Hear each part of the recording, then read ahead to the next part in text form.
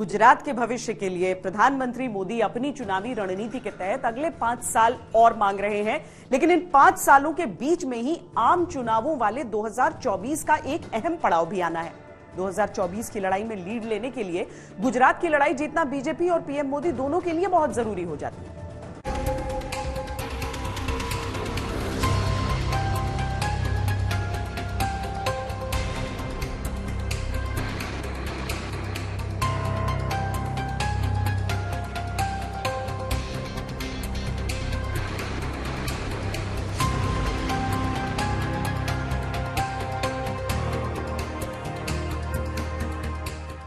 गुजरात चुनाव दरअसल सेमीफाइनल है 2024 के फाइनल आम चुनावों की। एक सूरत तय है कि बीजेपी के लिए प्रधानमंत्री मोदी के चेहरे पर ही चुनाव लड़ा जाएगा, लेकिन सामने कौन होगा इसके लिए जनता के सिलेक्शन बोर्ड में अपनी अपनी क्षमताओं का प्रदर्शन जारी है। कांग्रेस की गति हर बार से भी अधिक धीमी दिखती है, तो आम आदमी पार्टी बड़े बदलाव की उम्मीद के साथ मैदान में है। भारतीय जनता पार्टी ये विकासની ગારંટી છે। અમે વિકાસના રસ્તે આગળ વધવા માંગીએ છીએ, અમે મજબૂતી લાવવા માંગીએ છીએ, જેથી કરીને આવનારી આખી પેઢી આ આખા 100 વર્ષનું કામ અમે પૂરું કરવા માંગીએ છીએ, જેથી કરીને ગુજરાતને પાછા વળીને જોવાનો વારો ના આવે। डबल इंजन की क्यों जरूरत पड़ी? एक इंजन खराब हो गया, दूसरा इंजन पुराना हो गया। अब डबल इंजन की सरकार नहीं चाहिए, अब नया इंजन चाहिए। फन्ने का इंजीनियर आ गया मार्केट में, नया इंजन आ गया मार्केट में। आम आदमी पार्टी लेटेस्ट टेक्नोलॉजी 21वीं सदी का इंजन फन्ने खा। बीजेपी से अधिक गुजरात चुनाव पीएम मोदी के मैजिक के लिए महत्वपूर्ण हो जाता है, क्योंकि 2014 हो या 2019 गुजरात ने आम चुनावों में दोनों बार क्लीन स्वीप बीजेपी के पक्ष में किया और नरेंद्र मोदी के गुजरात विकास मॉडल की प्रासंगिकता पर मुहर लगाई। गुजरात प्रधानमंत्री के साथ साथ गृह मंत्री अमित शाह का गृह राज्य भी है। इसी के चलते यहाँ हार जीत के राष्ट्रीय राजनीति में कई गहरे संकेत मिलना तय है। आम आदमी पार्टी ने गुजरात चुनाव में अपनी पूरी ताकत झोंक रखी है। अगर वो चुनाव परिणामों पर जरा भी असर डालने में कामयाब हुई तो 2024 के रण में विपक्ष की ओर से उसकी दावेदारी मजबूत हो सकती है।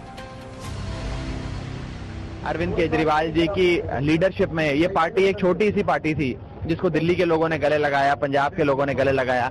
अब ऐसा लगता है कि गुजरात के लोग भी गले लगाने के लिए तैयार हैं। मुझे लगता है कि भाजपा के नेता भी थोड़े दिनों बाद ये भी कहने लगेंगे कि साहब थप्पड़ से डर नहीं लगता। मैं पहली बार ऐसा चुनाव देख रहा हूं जो एक तरफा चुनाव है और एक तरफा लोगों ने मन बना लिया है कि भारतीय जनता पार्टी को वोट दें। इतने लंबे अंतराल में कई लोग कई तरीके से चुनाव को भटकाने की कोशिश करते हैं। जितना वो भटकाने की कोशिश कर रहे हैं, उतनी ही गुजरात की जनता स्पष्ट हो रही है कि उनका हित नरेंद्र मोदी जी के नेतृत्व में है।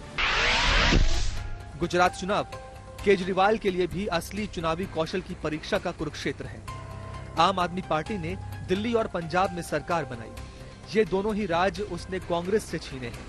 गुजरात में कांग्रेस की दाल पिछले 27 साल से नहीं गल पा रही है, जबकि आम आदमी पार्टी ने वहां धीरे धीरे पैर पसारना निगम निकाय चुनावों से ही शुरू कर दिया था। हालांकि 2017 के गुजरात विधानसभा चुनावों में आपका खाता भी नहीं खुल पाया था, लेकिन 2021 में सूरत नगर निगम चुनाव में आपने 120 में से 27 सीटें जीती थी और कांग्रेस को तीसरे नंबर पर धकेल दिया था। गांधीनगर नगर निगम में भी उसका 1% है। पॉलिटिक्स को उन्होंने ग्लैमराइज कर दिया।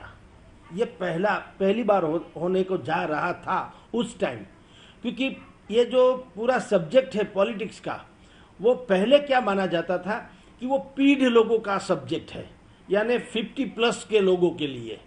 20, 25, 18, 25 ऐसे जो नौजवान है, उनका और पॉलिटिक्स का कोई लेना देना नहीं था। सब लोग यूं ही मानते थे कि ये सब बैकवर्ड क्लासेस वाली बात है, पॉलिटिक्स यानी सबसे खराब क्षेत्र है, ऐसा युवान मानते थे। गुजरात को प्रधानमंत्री मोदी ने अपने राजनीतिक और प्रशासनिक कौशल से हर बार खुद या पार्टी के लिए जीत कर दिया है। गुजरात में लगातार जीत ने ही उनकी केंद्रीय राजनीति में दावेदारी मजबूत की थी। अगर कोई भी दल अपना असर गुजरात में प्रभावी ढंग से डाल सका तो मोदी बनाम कौन के सवाल के जवाब में एक चेहरा विपक्ष को मिल सकता है।